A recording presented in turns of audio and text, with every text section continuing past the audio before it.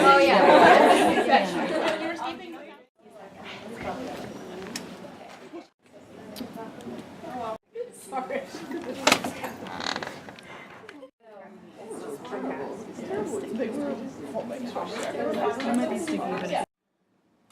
For a country, the benefits of universal language are many.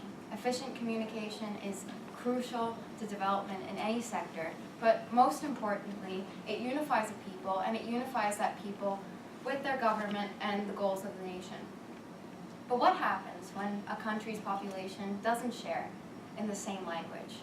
Well, in many cases, the governments tend to take this issue into their own hands, but how they tackle it differs depending on their circumstances. I'm a French and Chinese double major, and I found an interesting comparative platform between France and Taiwan, specifically Taiwan from the period of 1945 to 49, and France in the 1880s under the Third Republic. And what I found that they had in common was that they both experienced this extreme circumstance that sort of led the government to take on extreme measures of national unification. So they experienced some sort of national insecurity, which then led to a national revivalist movement. So this could be some sort of rhetoric or movement to restore the value of the nation. This then was adopted into reforms, political, educational, economic, and language reforms, and ideally this brings us to a linear path to a unified nation. Now obviously none of these reforms give us a linear path that we would want them to.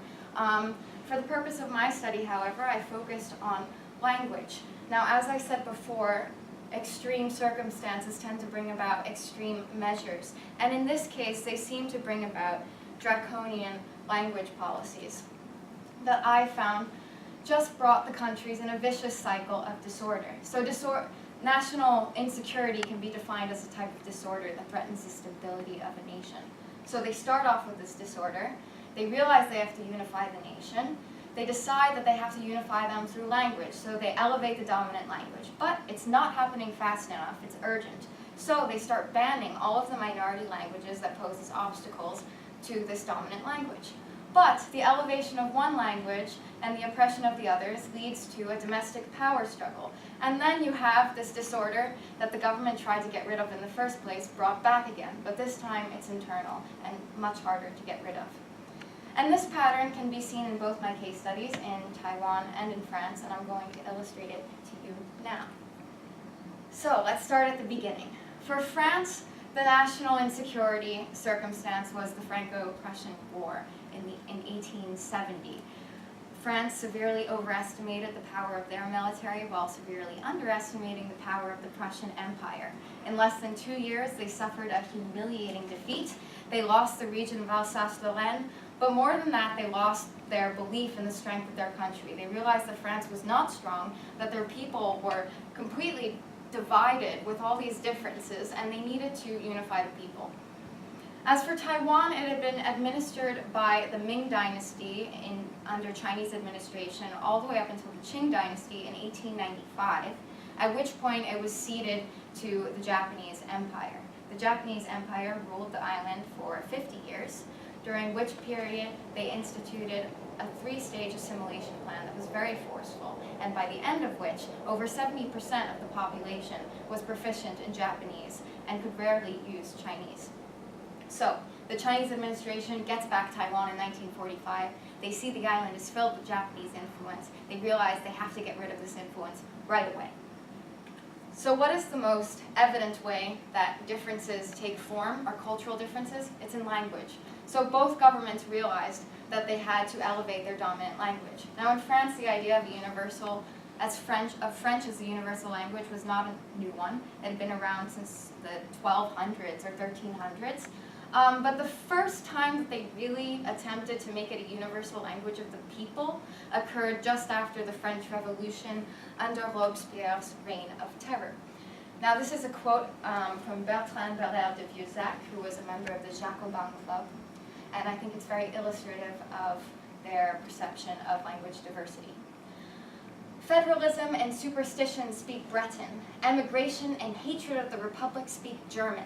Counter-revolution speaks Italian, and fanaticism speaks Basque. We must smash these instruments of harm and error. The monarchy had its own reasons for being like a Tower of Babel. In a democracy, leaving citizens in ignorance of the national language and incapable of placing a check on the people in power is to betray the fatherland. Among a free people, language must be one and the same for everyone. So you can see that there's this villainization of these minority languages and this purification of the French language. And the same can be said for China during the 19th century. Among the literati after the Sino-Japanese War, they realized that having a universal language was quite important to having a unified country. But the Qing Dynasty administration simply didn't have the means to implement such policies that would make Mandarin a universal language. And the same can be said for the French government at this time. Another similar trait between the two is how estranged the governments were from the people they were governing. Chen Yi in 1945 was appointed by the Chinese nationalist government to be the chief executive and garrison commander of Taiwan. And he had been governor of Fujian province before this for 8 years, and despite some economic mismanagement and corruption, they thought he was pretty good at his job. And this is what he had to say about his coming responsibilities. It took the Japs 51 years to dominate this island. I expect to take about 5 years to re-educate the people so they will be more happy with Chinese administration. So, you can see that he really had no idea what he was getting into or the level of assimilation for the past 50 years that the island had gone through. And there's sort of a similar situation in France as well. Since the 1600s, the central administration had been focused in Paris, and since then, the social elite and the intellectuals had left their homes and their estates in the provinces to relocate to Paris. So for the past 300 years, you had the elite and the administration, both in Paris, both working and developing a culture that was completely different and isolated from the regional cultures. So by the time the 1880s rolled around, you had an estranged government, even though they were in the same country, unlike Taiwan and the mainland, which were separated. There was still this estranged administration from the people. So, now you have two governments that realize they need to elevate this dominant language, but again, it's not happening fast enough, so they begin banning minority languages.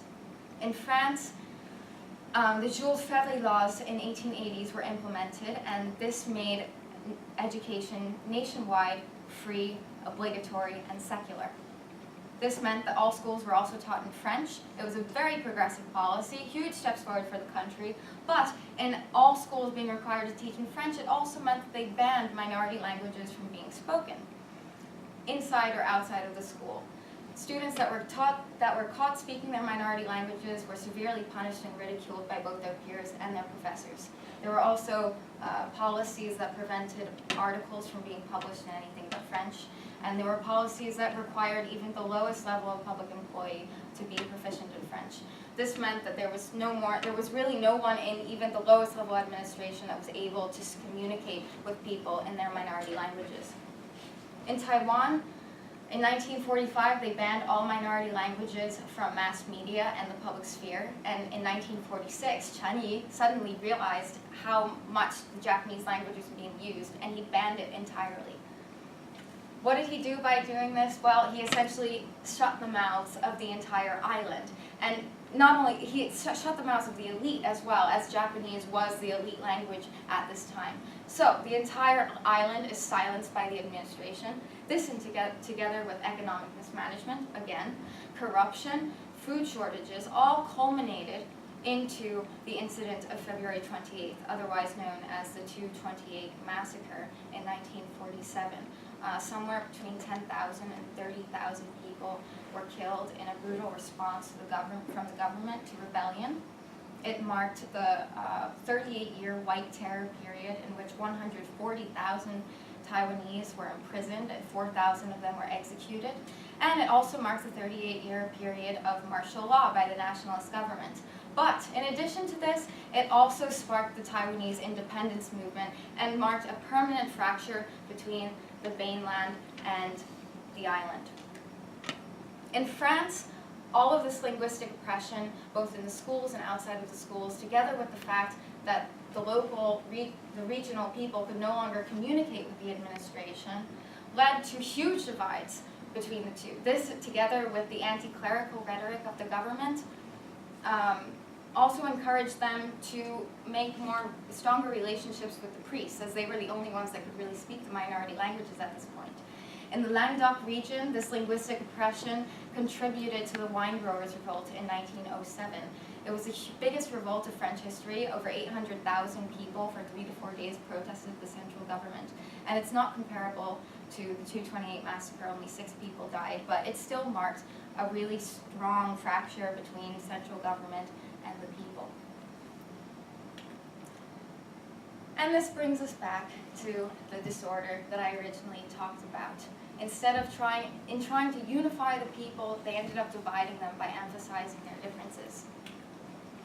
Now, we look at these countries now, and almost everyone in Taiwan speaks Mandarin, and almost everyone in France speaks French, and the minority languages are well on the way out. And there's certainly something to be said for benign language policies and of the importance of having a unified language. But there were never any evaluations done of the draconian language planning that was implemented by both governments. And there is no proof that they did anything to expedite the assimilation processes. But there are 2 circumstances that occurred at the same time as the implementation of these policies that enabled the assimilation to develop sort of organically in a more quick fashion. And these 2 circumstances are industrialization and war. So in Taiwan from 1960 to 1980, you had the Taiwanese economic miracle. Mandarin was the language of trade, so during these 20 years, Mandarin became more and more popularized because you had to speak it in order to be competitive in the market. In France, industrialization happened at a much slower pace than the English model, so it really only started picking up in the early 20th century after World War I. Industrialization means bigger city centers, interconnected regions through railroads, but more importantly, it means shared workspaces. So people from different regions speaking different languages were put together in the same place. They had to have a lingua franca. They adopted French. Another factor for France was World War I. And at this time, speaking French was really a matter of life or death. In 1916, a French soldier from Brittany was executed because he couldn't, as a spy, because he couldn't express himself in the French language.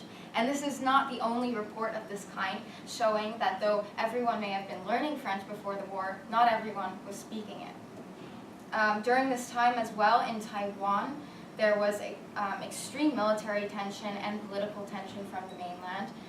There's also military service during this time that was obligatory, and Mandarin was the official language. So you have, again, this circumstance that I want to say encourages, but I guess sort of forces people to acquire this dominant language. And this brings us back to the beginning. Language is representative of a shared reality and a shared identity. And it seems that trying to impose a different identity upon a people doesn't seem to work. In these 2 case studies, we see 2 governments that knew nothing about language, that tried to use it as a fortifying tool for the community, and failed. In trying to get rid of disorder, they created an entirely new one. My hope is that future governments will realize that connecting a community through language is not the same as connecting them through railroads, and that whatever path they take with their national language and the languages of their people will be questioned, researched, and dealt with carefully. I'd like to thank my advisor, Professor Tam, my consulting advisor, Professor Gunther, who unfortunately couldn't make it today, and my parents and my friends for coming. Thank you.